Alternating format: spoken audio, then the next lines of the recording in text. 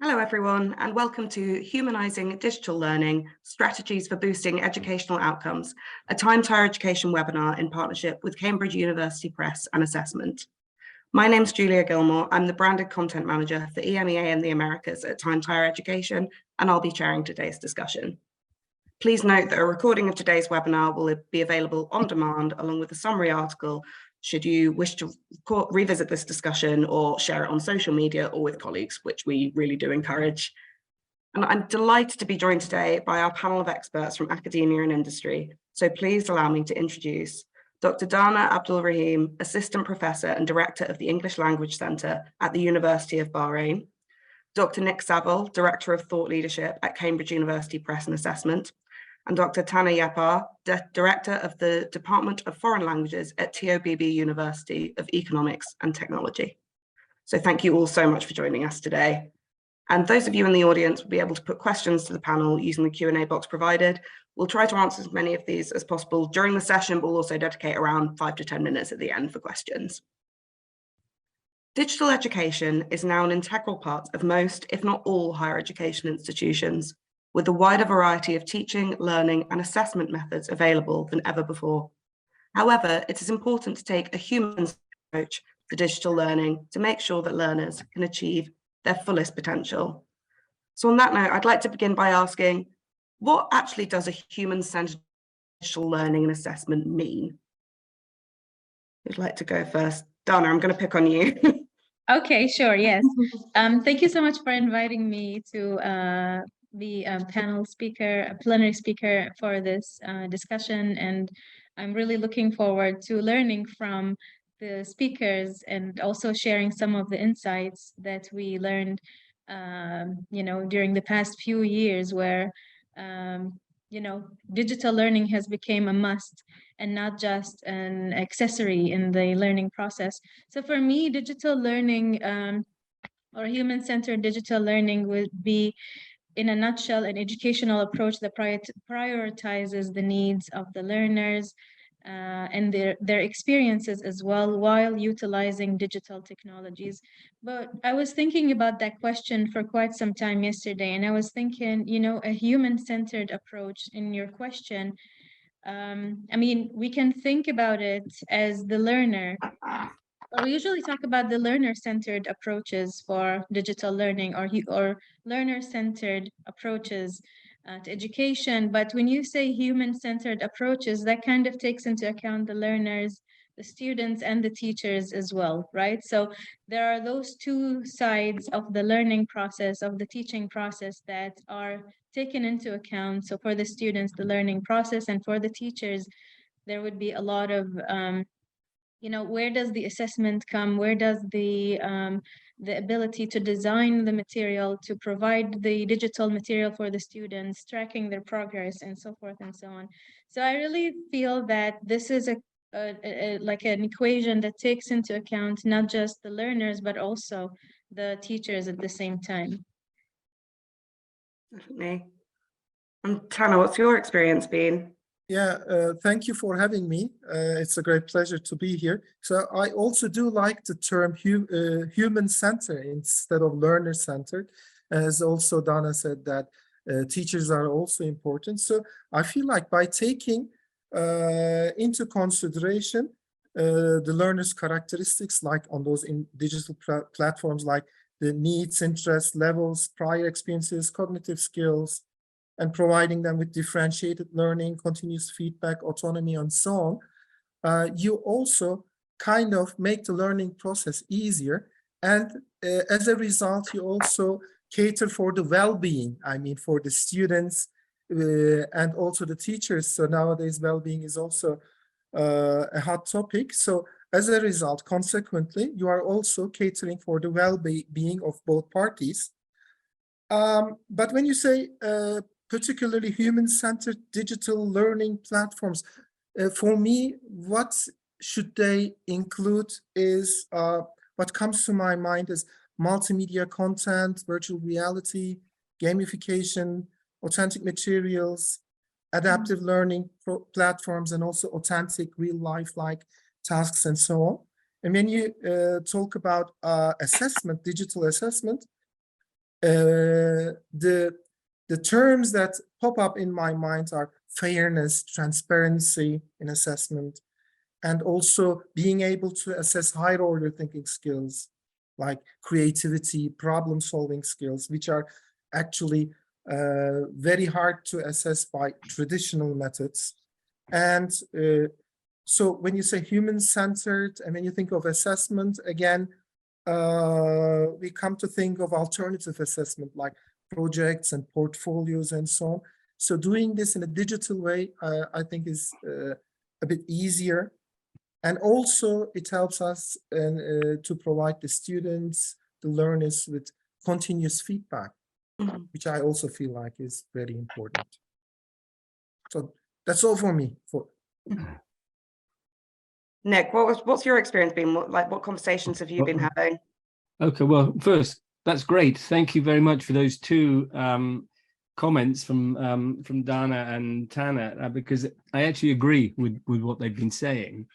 I'd like to add, to start with it, for me, a human-centric approach is that the technology itself is built by humans for the purposes of human activity. So it should be designed for the intentions we have in education, right? And therefore controlled and managed to deliver the outcomes which we have at the center of our mission, which is to help people learn. So I would say, yes, a human-centric approach to language learning and in my case, assessment, refers to an approach which places, first of all, the learner at the center as the main focus that we have, and the learning processes that go around that, which includes the learner's needs, goals, and their individuality, right? So I think that's important. So we're therefore thinking, as was said, about the well-being of the learners, not just their cognitive and metacognitive development. So it needs to be social and emotional, if you like, the human touch, the things which make us human. So at that point, I would add in that a human-centric approach does indeed include all those who are involved, but it also recognizes the diversity of the learning context, the different cultural and linguistic backgrounds where learners and teachers have their activities. And that then comes down to issues like motivations and preferences, which some of which are culturally determined and some of which are based on individual preferences. So certainly one size doesn't fit all. That's, I think, the message. And I think that mirrors other trends in society, which we're seeing, a personalized approaches, right? Trying to make it relevant to me as the learner or to you as the teacher in your context. And you're seeing this, I think, in health and well-being more generally. So I've been following some discussions of like personalized diets and personalized medicines. So people no longer think that a single diet, which is good for one person, which will help that person lose weight, will apply to me or to my family. We have different, both physical and cultural reasons for why one size wouldn't fit all. So I'm thinking this is a trend in society which we are seeing in education now, that this sort of human-centric model. Definitely. And I'd love to know how our panelists are kind of putting that into practice at their institutions, or if you are currently putting that human-centered model into practice. Yes, so I wanted to add to the discussion, actually, before I talk about this, the fact that, like Dr. Nick said, it puts the learner at the center, and at the same time, it really empowers the learners because you're enabling them or giving them the ability to choose their time, the preferred time, their pacing, their individual differences. Whereas in a classroom, you're going to be expecting everyone to work at the same pace all at the same time. But adding in the digital learning tools would actually give them a little bit or let them reclaim a bit of that process and put them in control over the process itself, in the case that they can spend more time on certain learning material other than others, whereas other students might prefer to choose other material, and spend more time on it than other, material for other students. And so what we do in my institution, we have been kind of using a hybrid, if you want to call it, model, where the digital learning process, or at least when we talk about digital learning, the time of the pandemic, we used a bit of what we call a synchronous approach and an asynchronous approach, where it's either the teacher with the students at the same time, using the digital technology and using the platforms, and using, whatever tools they have at their disposal to actually do the lesson and go through the exercises and go through all the assessments. But at the same time, we also have the asynchronous, where the students are left at their own means with the assessments, the guided assessments, and are, enabled to go through the material at their own pace, like I said. So we did a little bit of both guided and less guided, in the sense that here is the material that you have to use. Here are the digital tools, the digital tools that you can use for your learning process, but you have to do that at your own pace, at your own convenience, and take your own time to be able to actually learn that more thoroughly. So we have been using, like, along with our material, our in-house material, or material that comes from the publishers that we collaborate with, we would also have, the exercises that they would have online from the that accompany the textbooks, or we would have our own, like the resource center would have also some online textbooks with their guided questions, comprehension questions, and exercises that the students can also use for their learning process. So this has been really helpful. It has been, like I said, empowering for the students to choose what to learn, when to learn, what levels, like, because we're talking about teaching English, and we're talking about a classroom that has different levels of students, or varying levels of students at various CEFR levels. And so the students are actually able to choose material that would help them boost their level and reach the class level if they are a little bit behind, or, challenging them more if they feel that the class is a little bit, too easy for them. We can even challenge them with more challenging, more how to say, harder or more difficult material. So I think this has been really working in the favor of our students and in favor of our staff members as well, because I mean, it's not easy to personalize in a traditional classroom setup, to personalize the learning process for all the students if you have a classroom of 30 or 35 students. But then when you have those digital tools, you're guiding the students to go somewhere to find what material actually works for them. And I think this is what has been the greatest benefit for us. I mean, in addition to all the assessment tools that are available out there. But I think that would be more of Dr. Nick's, field of expertise. And so I think, yeah, so that would be our experience with actually, the practice of our institution for digital learning. Fantastic, thank you. And Tana, what's your experience been? I mean, when we talking about being human-centered, we cannot, of course, just limit it to the digital platforms and digital assessments. So having a human-centered digital platform and assessment, on the other hand, being not human-centered in the physical classroom, of course, doesn't make sense. So it actually should be, if you want to be human-centered, or before we used to say learner-centered, it should be in your mission.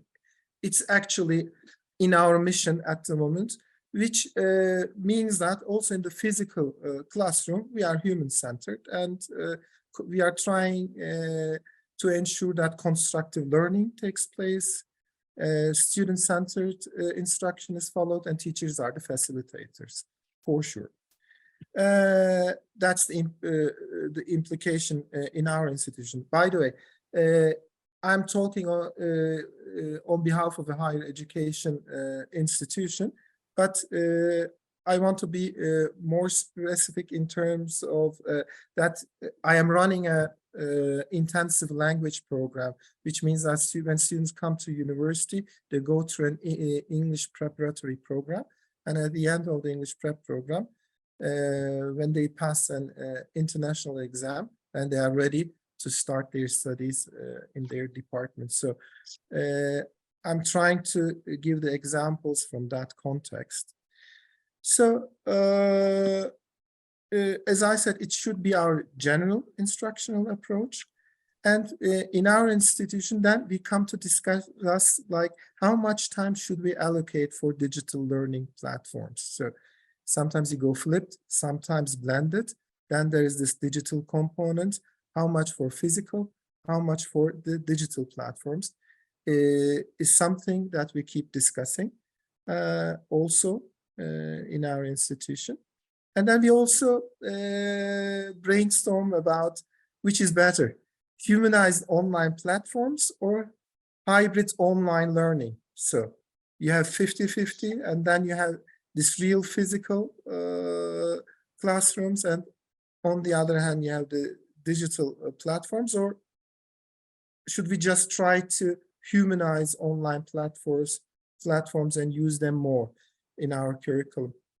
And I also kind of feel it's interesting because like 20 years ago, we were trying to digitalize our curriculum and the curriculum delivery. Now we are trying to humanize the digital platforms, but that's the way things go. That's how life is.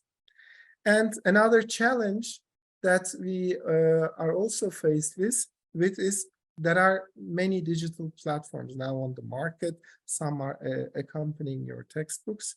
So of course, it's easier for us to pick the most appropriate textbook because you have this textbook evaluation criteria, which usually can be used for with slight changes for choosing different kind of textbooks, but it's getting more complicated when you are trying to pick digital platforms.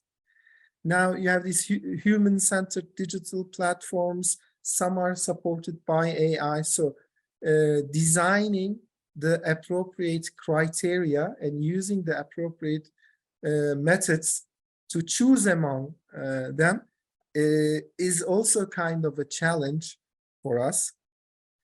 And yes, we do use digital platforms. It's now inevitable that all textbooks have their own digital component, and we are also trying to enrich our curriculum by also adding other extra digital platforms. They provide us with invaluable data with regards to student learning. So we value formative assessment a lot. And we also do use this data that comes from this digital platform to assess the students' learning process as well. Fantastic, thank you. And Nick, I'd love to hear about how Cambridge helps institutions get the most out of digital, but like kind of retaining this human-centered approach. Oh, you're on mute, I'm afraid. Sorry, there's some noise in the background. Anyway, thank you for that question. I just wanted to say that reflect on what I've just heard, and then I come back to talking about Cambridge. Perhaps that'll come out in the conversation. I think 2 points really I had was thinking about when you asked the question. First, that while the ed tech is relatively new, particularly some of the AI stuff, a learner-centered approach itself is not new, right? So we've been working on this as a continuation of the so-called communicative or action-oriented approach to language learning that dates back to the 1970s.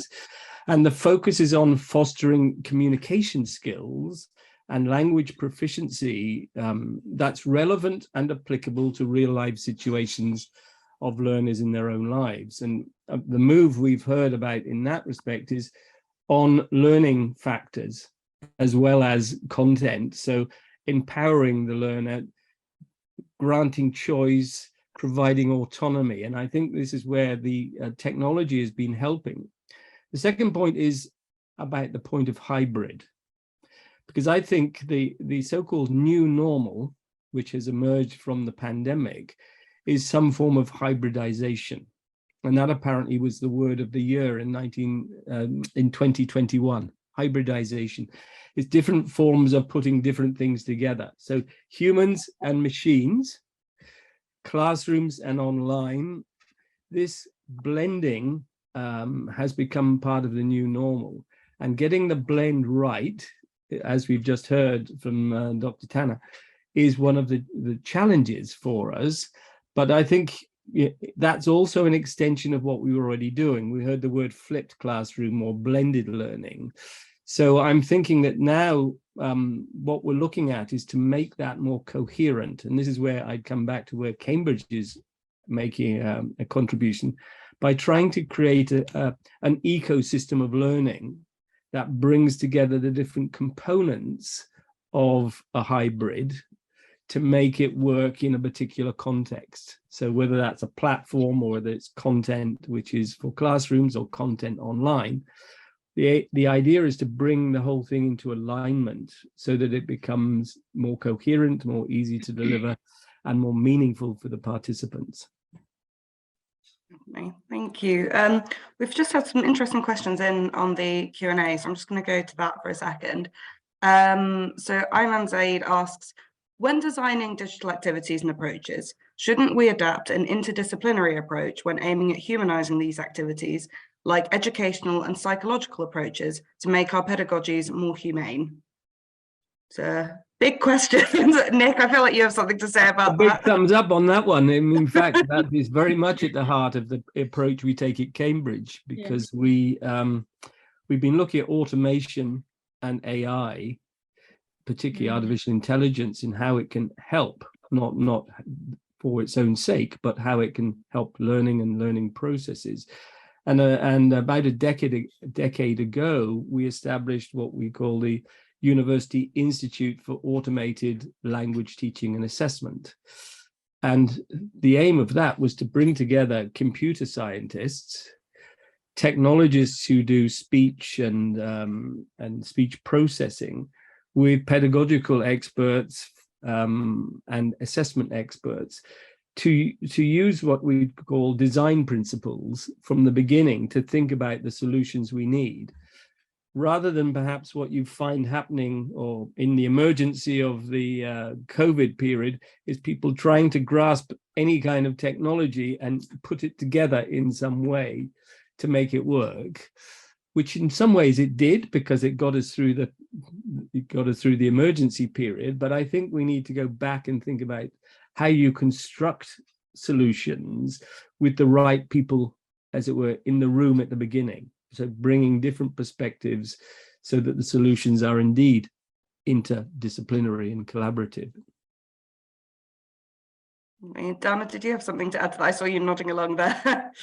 I completely agree. And I think that because of the urgency of the matter during the pandemic, like everyone had to use whatever platforms, digital platforms were available. But I think, I mean, obviously not everyone was an expert at digital, using digital tools for teaching and learning, because what we did, or what a lot of people did, is basically bring the traditional classroom into the digital space, right? And bring the traditional type of assessment and learning process into just more of like an internet space to make it easier for us not to be there, together physically, but to just continue to learn. But like Dr. Nick said, I mean, this is not something new, but this is something that needs to be reconsidered. And these practices during the pandemic need to be reconsidered and reassessed. And how do we take it from there? What did we learn from that experience, the shared experience that all of human beings had during those past couple of years, and where do we go from there to actually improve on our practices in digital learning and, digital assessment? So I completely agree with you, yeah. Tana, what do you think? Well, at this point, I would just agree with my colleagues. Yeah. I actually have a specific question for you that's directed to you, Tana. It says, Dr. Yapar, what data/learning analytics do you use or suggest to use to help with a personalized approach to support learners? We should use the data wisely. So when you say data analytics, I would say the more you have data, the more powerful you are. So if you can gather from data from as many resources as possible, it means that you are doing more reliable assessment, because just basing your decisions on a single or a couple of achievement tests on a proficiency test is not always wise. So if you have lots of sources, then you are on the safe side, in my opinion. And digital platforms do also provide you with such kind of data. Like you get scores as a result of those tasks and so on. But I'm also looking forward to, my suggestion would be, to digital platforms which are also doing the assessment as part of the learning process, and also constantly providing you with information about their learning trajectory. So on an, let's say on an international scale, for example, on the IELTS or on the TOEFL scale, or on or global scale of English, or whatever. So while being exposed to personalized learning and following that track, by completing those tasks, the way I would prefer is to get data from these digital platforms, which informs us about their point on this growth trajectory in language learning, I would say. Definitely. I hope I could answer the question. Thank you. I think, yeah, talking about assessment and feedback is such an integral part of digital learning tools and such an advantage, especially with something like language learning, where kind of practice and constant feedback is so important. So can you share any best practice on how this can enhance the learning experience and the outcomes? Can I pick this one up? Of course you can. Yes, I mean, keeping in the theme of human-centric, that is learning-oriented, I think that we're moving away from the traditional distinction between formative and summative assessments. Formative, something that happens in the classroom. Summative is a high-stakes exam, like IELTS or a Cambridge exam or whatever that comes at the end. I think what we're now seeing is the need to integrate, as we've just heard, different types of assessment to support learning throughout a learning journey. If you want to we heard about a trajectory. We can see it as a journey or a progression that goes from one level of proficiency to another, or from one school cycle to another, for example, from school to university. So what learners need is to know where they are in their learning and how to improve. What teachers need, or decision makers need, is how well they're succeeding against the learning goals and whether they achieve the outcomes needed, for example, to go to university or to travel to another country. So what we're seeing now is something, I think, which is more an integrated learning and assessment model, It comes from a theory, I would say, of learning-oriented assessment, which has emerged in the last 20 years, which breaks down the traditional distinctions, but sees all types of assessment as in place for helping to support learning. So placement tests, progress tests, practice tests, outcome tests, they all need to be aligned to the learning goals. And the role of the teacher in providing formative feedback in the classroom, or increasingly to use digital tools, which are under the control of the learner, for example, to do in their own time or as part of their homework, providing information to both the learner and the teacher about what each learner is doing. So moving away from the whole class model, which we heard about from Dr. Dana, towards more individualized, how do we deal with each learner's needs? And I think the digital tools that we're developing in Cambridge are designed to form part of this new way of thinking about learning and assessment. I can give some examples in a minute of what we're doing. What do our panelists think about that? Our other panelists think about that? Dana, I'm going to go to you. Oh, sorry. Yeah, I agree, and I think for me, I could talk on a more micro level of, from the perspective of teachers, for instance, providing feedback is very time consuming, right? And so with these digital tools, what we can do is, at least what it does is that it takes a little bit of that heavy lifting from the responsibilities of the teacher of providing, for instance, grading all the exam, if it's an exam that can be, let's say, automatically graded. We're talking about, like, let's say, multiple choice questions or something like that. But what that means, I mean, if the digital tool can help us take part or take care of at least some of these parts, that would leave the teacher with more of the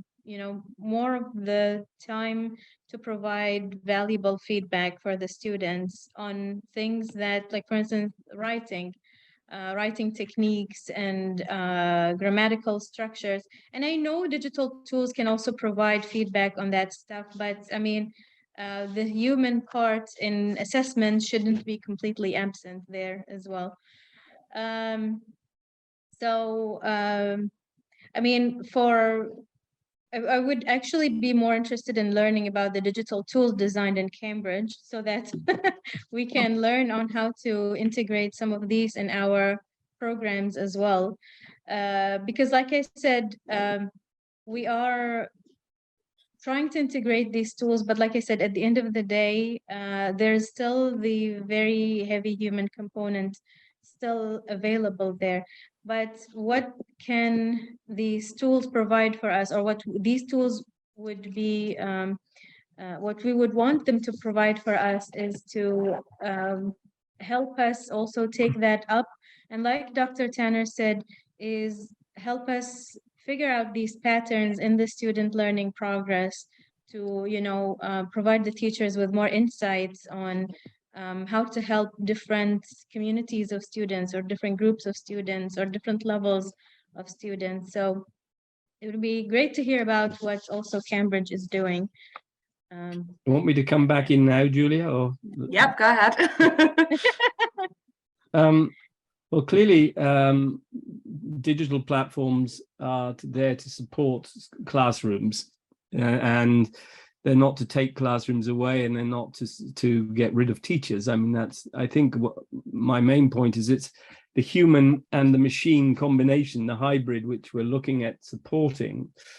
But we've got a new mobile-friendly learning environment for language learners and teachers called Cambridge One, which you might look at, and within that, it's got some how to delegate to learners to practice for taking tests, but also how they learn by using test type materials to understand what they can do and can't do. So there's something there called test and train, which you might look out for on YouTube, where there's some explanations of that.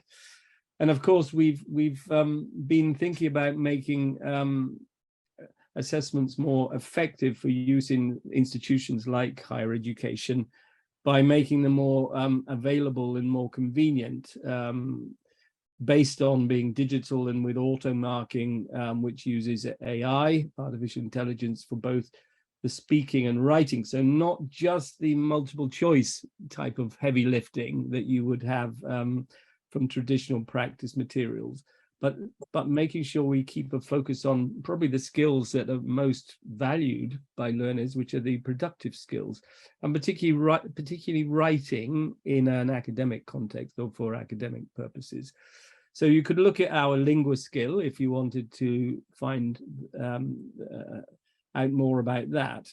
But one thing which is really interesting, I think, which gets at some of the points and which is free to use for anybody, is our Write and Improve. So if you just Google Write and Improve, it'll come up immediately. Now, this is a system we've designed to help learners improve their writing skills. It's linked to levels of proficiency benchmarked to the Common European Framework of Reference, or the CFR.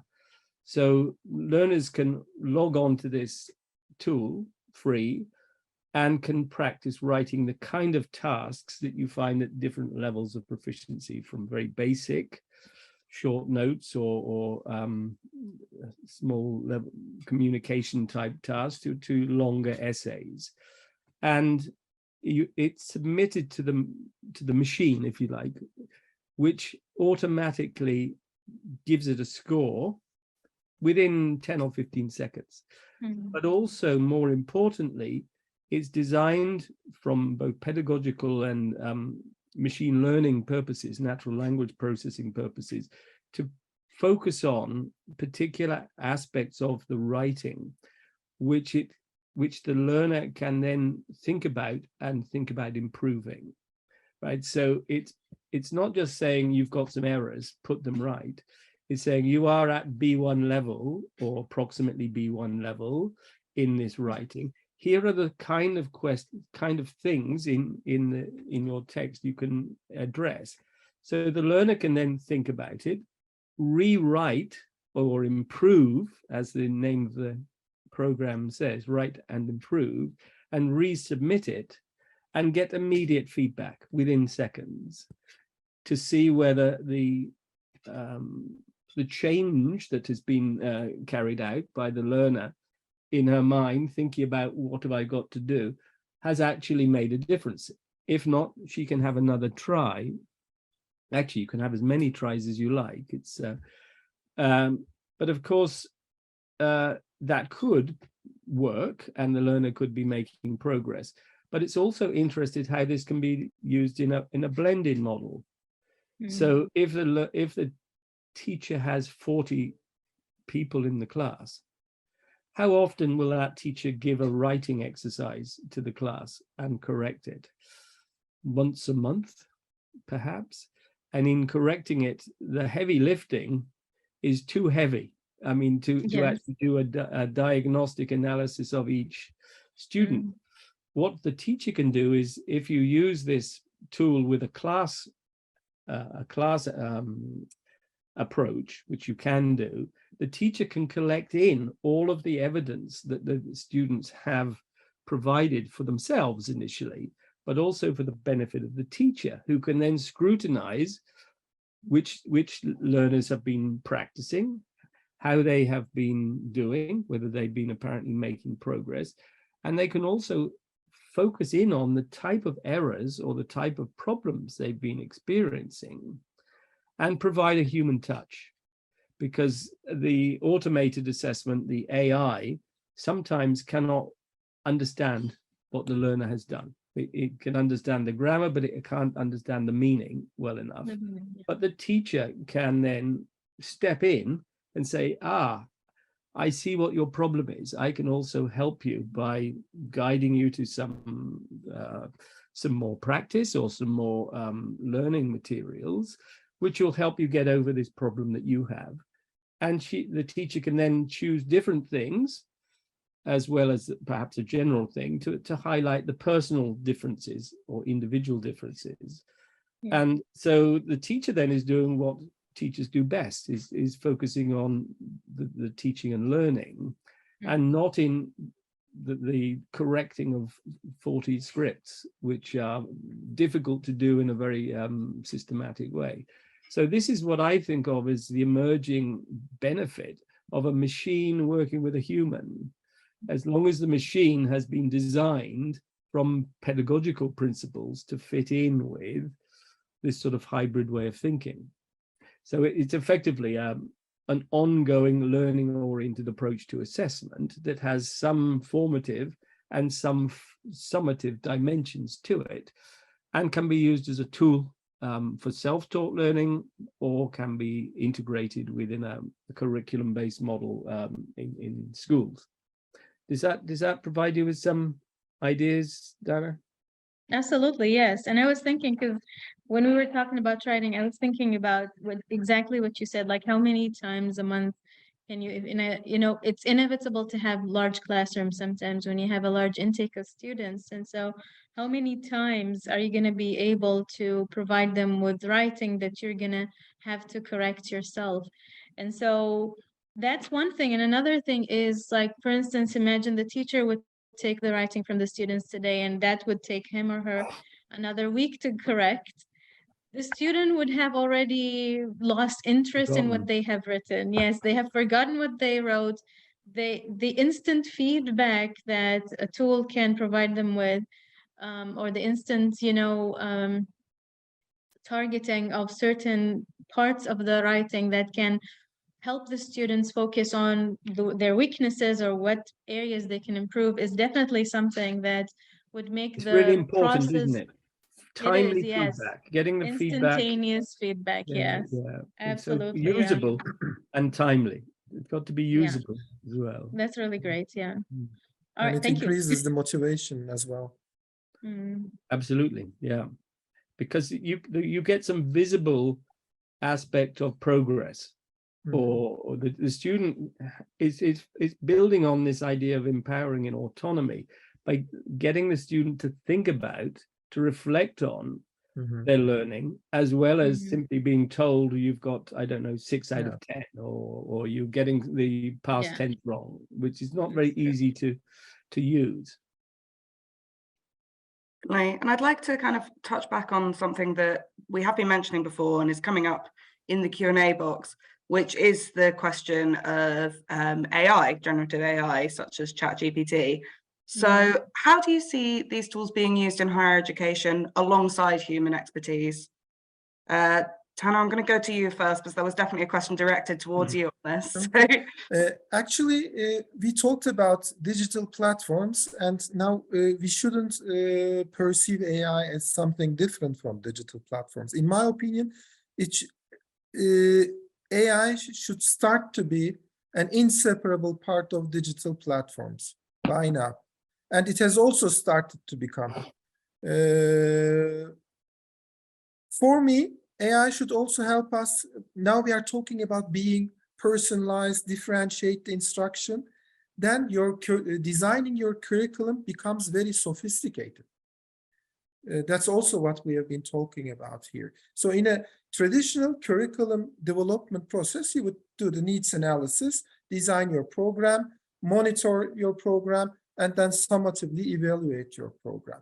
But you have a single curriculum here, which you think would touch the needs of all the students. But now you have curriculum and mini sub-curricula, lots of curricula as part of it. So I feel like AI should also be part of the curriculum development process. So about how we should differentiate and how we should personalize the curriculum, the curricula, and help us in the design, the needs assessment and program evaluation. And I also feel like, yes, by adding human to the digital platforms, we are trying to humanize digital platforms, but I also do feel like adding AI to digital platforms also to some extent helps us to add a human touch to the digital platforms. For example, I don't want to give the name at the moment. We are using a digital platform where students are practicing speaking and learning vocabulary on this digital platform.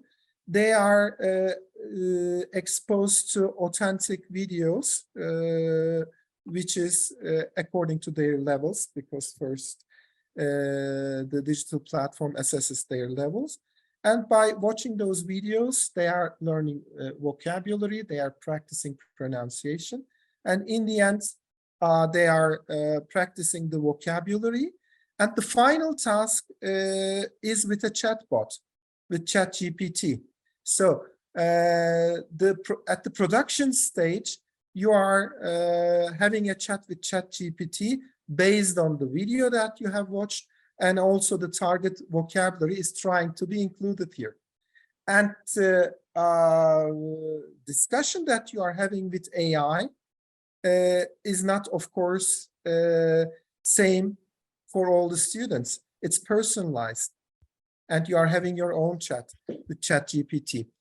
So I also, the thing with assessment also excites me a lot, because Nick calls it as heavy lifting. It's heavy lifting for both sides, both for the teachers and also for the students. And with heavy lifting assessment, you have a one-size-fits-all kind of assessment for the students. But with AI, I feel like unconsciously, you are constantly being evaluated about your proficiency level, and that provides you with a stress-free learning process, which is very important. So now you are also human-centered. You are caring also for the well-being both of the teachers in terms of saving the time, and also you are caring for the well-being of the students by providing them with a stress-free environment and doing it in a personalized way. It's scary, but on the other hand, it's also exciting, because I can also share with you my own experience with ChatGPT. We had been talking for quite some time with ChatGPT, and in the end, I asked ChatGPT, would you please assess my proficiency level? And he or she or it said, you are around B2 level. And I said, I'm an English teacher, so how come you think I'm at B2 level? So it's instantly listed, it instantly listed my typos and my typing mistakes that I made and so on. And so I guess this is also going to develop. So not just looking at the typos, but maybe it's also assessing the complexity, I mean, of our of the sentences that we are creating. And another interesting question I asked ChatGPT was that, okay, you think it's B2 level. How would you assess it on the IELTS scale? And I received an answer. It wasn't an exact, but I was provided with an interval by ChatGPT. That's very interesting. And another experience of mine, which we are currently working on with our assessment unit in our department, is I provided ChatGPT, let's say, with our rubric to assess the student writing. And I asked ChatGPT, would you please analyze my rubric? It provided me with a quick summary of my rubric and my grading scales.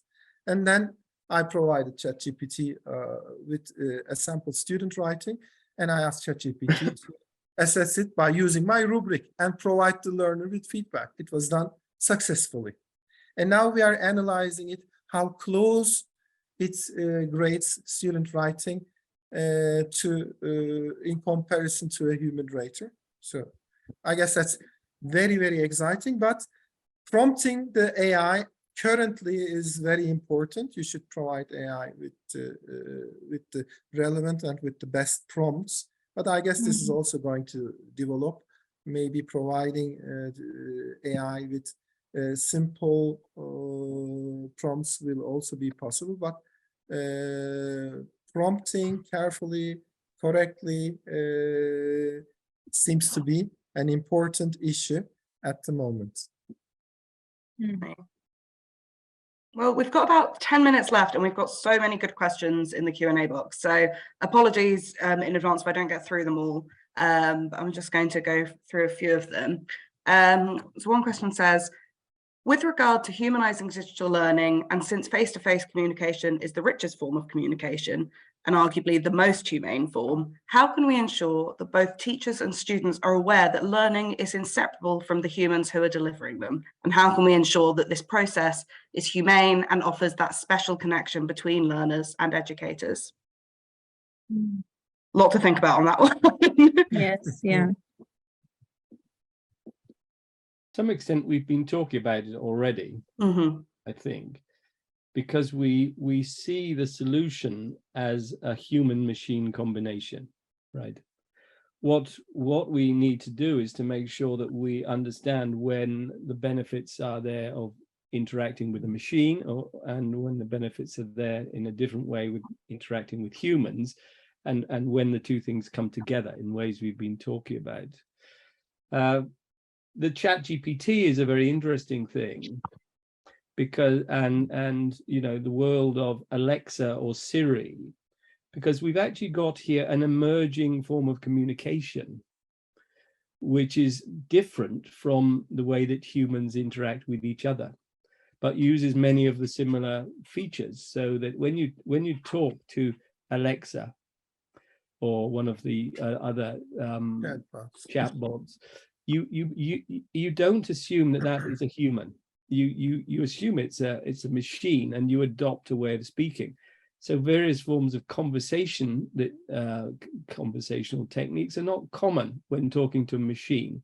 Whereas the things you do with humans is you establish a rapport by the interactiveness of your communication. You back channel, you comment on what the person's doing or saying, you seek to develop a thread.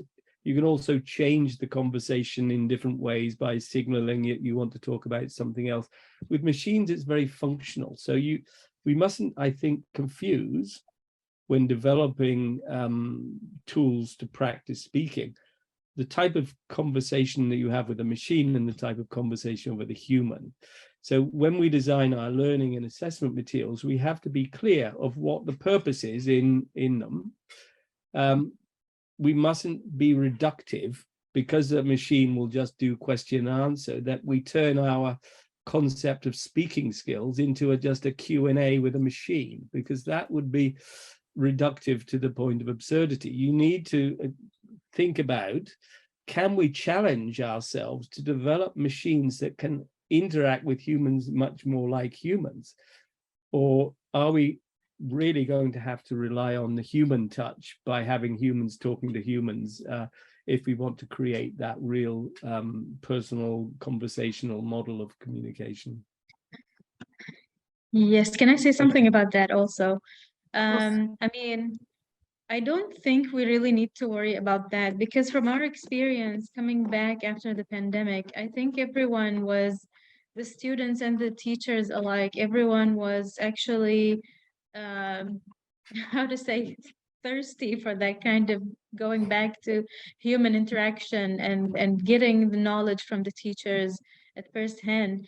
And I think, I mean, we can maximally digitize the learning the learning process at, you know, the maximum level, 90%, 100%. But at the same time, I mean, we are going to have to expect for that to happen, that there be accountability, and students have a full sense of the responsibilities that they have to have as learners in order to be able to do, you know, individual self-studying on their own.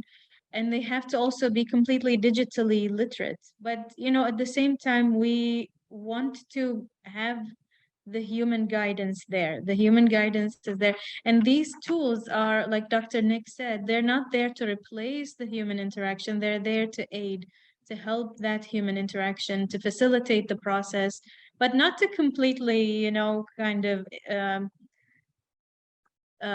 obliterated. I mean, I'm thinking of completely or fully digitized learning curricula is probably for more mature professional learners in setups where they have to learn or go through some material for work, for whatever, you know, vocation, something like that, but not in a usual like school, university setup where that human interaction has to stay for some, I mean, for some time. Hopefully it's never gonna go away, but that's my opinion. I mean, I'm all for using the digital tools there to help us, but not let that take over the entire learning process. Yeah. If possible, I would like to provide you with an interesting example at this point. Do we have time? Yep, definitely. Yeah, you know, in Turkey, unfortunately, we suffered a huge earthquake. So some of our students were from that area. So we had to go hybrid, which means some of the students could not come to Ankara or didn't have the opportunity to come here. So they went online. Some students came to face-to-face classes. Some preferred a hybrid model. They sometimes came face-to-face, sometimes online. Don't you think that also providing the students with such kind of choices is a way to personalize the way you are teaching? Do you think we should be imposing the human touch or the humans in the classroom? That's also something that maybe we could discuss or think about. Yeah, Nick, that's something you agree with. I saw your big thumbs up there. Yeah, absolutely. Yes, yeah.